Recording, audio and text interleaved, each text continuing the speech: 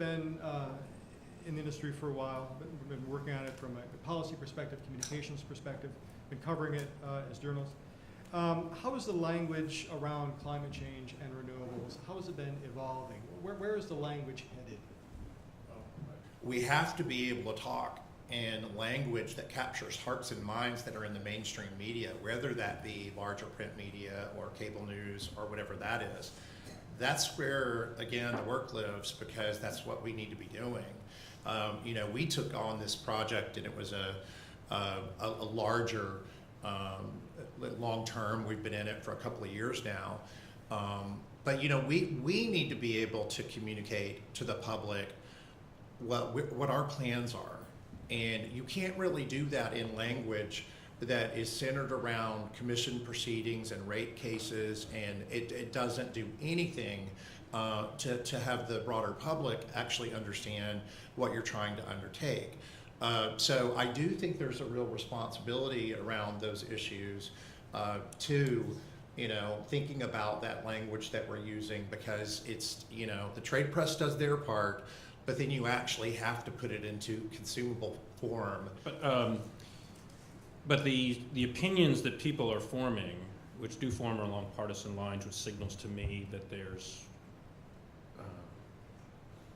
less than a full degree of thinking that goes into it. Because if you just kind of know, well, that's my team thinks that, you can kind of stop there and go there. And I think there's a lot of that, and that's very, very unfortunate. So, a couple of points to keep in mind. One is that when we ask people about different energy sources, we get large majorities saying they would favor expanding both wind and solar energy.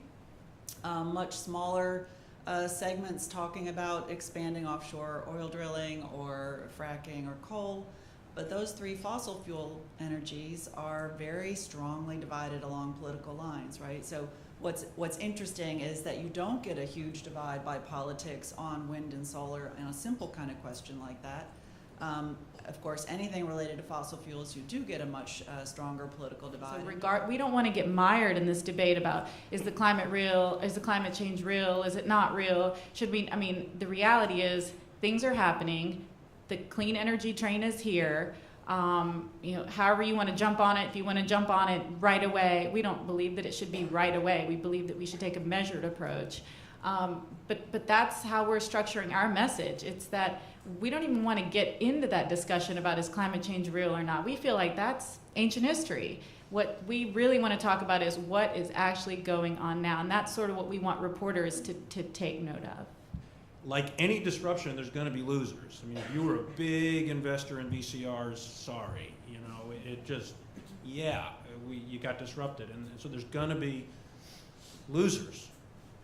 But making policy and reporting on macroeconomic trends needs to focus on the winners as well, and that story's a little harder to report and not quite as politically juicy as talking about coal maybe, but that story's got to get out there better, because I think that's the more relevant story to a lot of people.